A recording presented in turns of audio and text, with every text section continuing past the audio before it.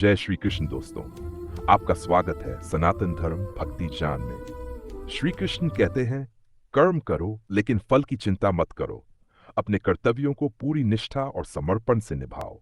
जीवन में केवल कर्म करना हमारा धर्म है। जो कर्म हम करते हैं उसका फल भगवान पर छोड़ दो। इससे मन हल्का और स्थिर रहता है। आत्मा अमर है, शरीर नश्वर है। ये जन्म और मृत्यु केवल शरीर के लिए हैं। आत्मा कभी नष्ट नहीं होती। ये जन्म लेती है और जन्म देती है, लेकिन उसका वास्तविक स्वरूप अविनाशी है। इसलिए अपनी पहचान केवल शरीर से मत जोड़ो। आत्मा ही सच्चा है, बाकी सब अस्थाई है। अपने आप को जानो। ये जान बहुत महत्वपूर्ण है। जब तुम अपने अंदर झांकते हो और समझते हो कि तुम आत्मा हो न कि शरीर, तब मन में भय और चिंता नहीं रहती। दुनिया की माया, धन और सत्ता के पीछे मत भागो। वास्तविक सुख आत्मा को जानने और ईश्वर के प्रति भक्ति में मिलता है। भक्ति और समर्पण जीवन का मूल आधार है।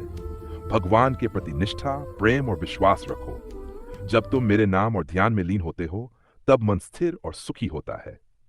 भक्ति से जीवन का हर कार्य सरल बन जाता है। मन और इंद्रियों पर नियंत्रण रखना जरूरी है।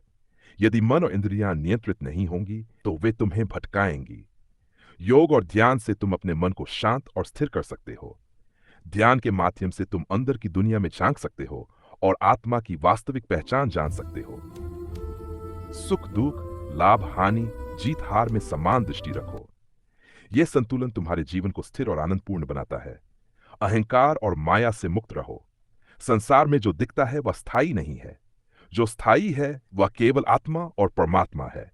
इस सत्य को जानो और अपने जीवन में अपनाओ।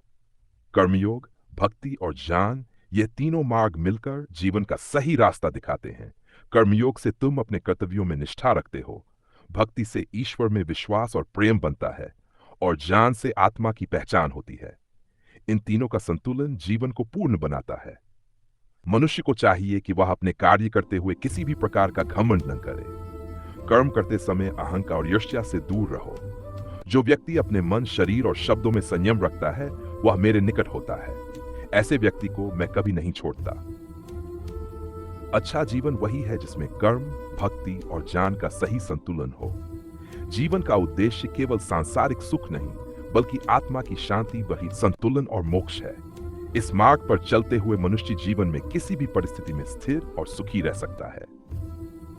संसार में जो भी अनुभव होते हैं, सुख, दुख, प्रेम, क्रोध, भय, उन्हें समझो और नियंत्रित रहो। किसी भी परिस्थिति में मानसिक शांति बनाए रखना ही गीता का मूल संदेश है। जो व्यक्ति स्थिर मन और स्थिर दृष्टि रखता है, वह सभी बाधाओं से ऊपर उठ जाता है।